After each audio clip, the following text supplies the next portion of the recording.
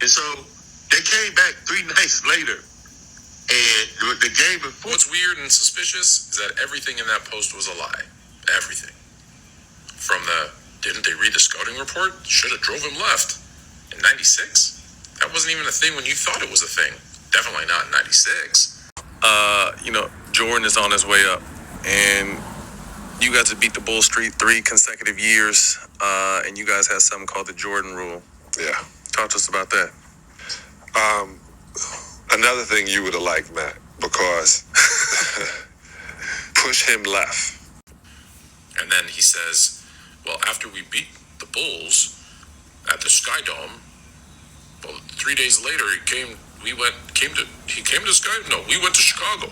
Lie, because that game was on March 24th. That was the last game that the two teams would play. 4 times that year, that was the last one. I know, I was there. Jordan hit the last second shot. They didn't count it though, but story for another day. Peace and blessings, y'all. Welcome to GOAT James Kingdom. And here it is, we have it, ladies and gentlemen. Sports Fluent is at it again. He is as zesty as any zesty Jeffrey can get. Ladies and gentlemen, he fell for the bait that I was waiting for anyone to fall into. And out of anyone who could have fell into this bait, it would have been Sports Fluent. The trap was set, and just like a clipper, he fell right into it. No matter how great his intentions are, he still makes all the mistakes to be a failure and to get exposed by the exposer. It doesn't fail. It doesn't, ladies and gentlemen. So what you heard is Sports Fluent's response to a video we posted where we had an interview with an NBA player that popped up on the TikTok Takeover Live with FYF and GOAT James Kingdom. Now, obviously, this player at the time, while he was speaking of this story and gave us plenty of great stories, first-hand stories of his experience, because he played in the NBA during the 90s and against Michael Jordan, we didn't even know who he really was. We didn't want to know who he was. We didn't want to know his name. Why? Because we wanted a candid conversation, an honest conversation with a real NBA player.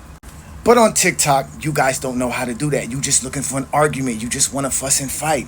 And this is why I knew you would fall for the trap. The bait was set. You bit it. I got you. Here it comes. So now this NBA player is a liar because Sports Fluent cannot handle the story being told of Michael Jordan's killer instinct, killer will, the things that Michael Jordan took personal versus players. He told us plenty of stories that were actually real stories. He told us a story of the Stackhouse and how he cooked Stackhouse for 38 points. That's a true story. Even Vernon Maxwell actually confirmed that story. Then on top of that, he told us other stories about how he played in the league. And he has Michael Jordan as his GOAT. Without a doubt, he has Michael Jordan as his GOAT. We were not trying to argue with him about his perspective in the game of basketball. But Sports Fluent can't handle that because they are upset that this guy was talking about how, in general, these dudes were fans of Michael Jordan's more than they were actually competition to Michael Jordan. They were actually out here at Michael Jordan instead of going at Michael Jordan. Now, mind you, Sports Fluent is calling this man a liar because he has given us a recollection of something that happened 30 years ago. And this is why you fell for the bait. Because we always told you guys that if you sit here and tell us about something that you saw 30 years ago and expect us to know that that's the accurate and the perfect depiction of what happened, then we know that you guys are lying.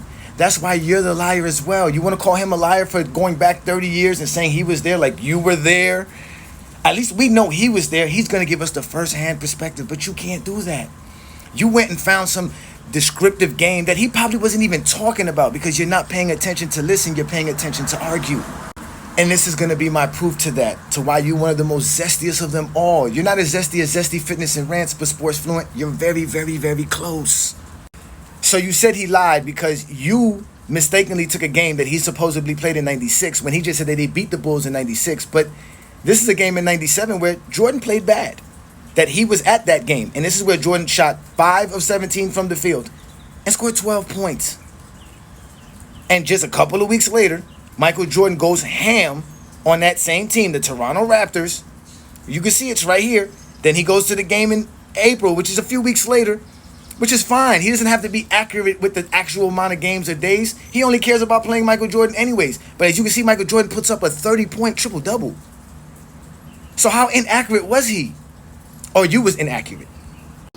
But see, that's the problem right there, Sports Fluent.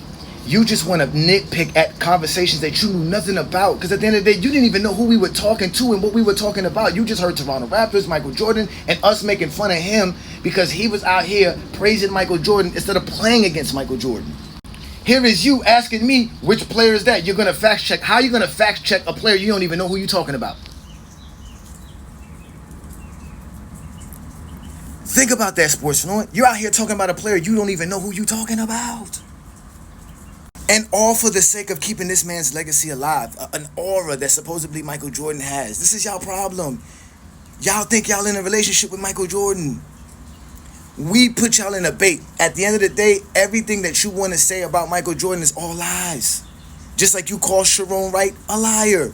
Because you couldn't believe his story, his perspective. So nobody wants to hear your stories, your perspective. Because you're a liar. None of y'all remember what y'all did a week ago. Y'all don't even remember what lunch y'all had on Monday. And y'all gonna sit here and tell us what you did in 1996, 97? Come on, y'all, again, this is why you fell for the trap.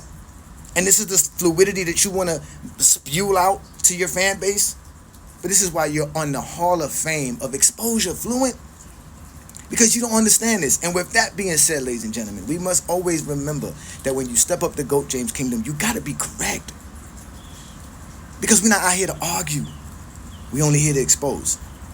So you have officially been exposed by the exposer like umpteen times. And you just need to quit it. So I'm going to leave this on a light note.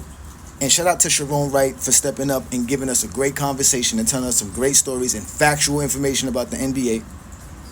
And shout out to all of y'all who support and follow us. Like I said, y'all make sure to subscribe to the FYF Sports Debate. Subscribe to GOAT James Kingdom. We're going to go live every Saturday night, 8 p.m. Eastern. So y'all make sure to check that out. But with that being said, we're going to leave y'all with what Sharon Wright said, why Michael Jordan was the GOAT.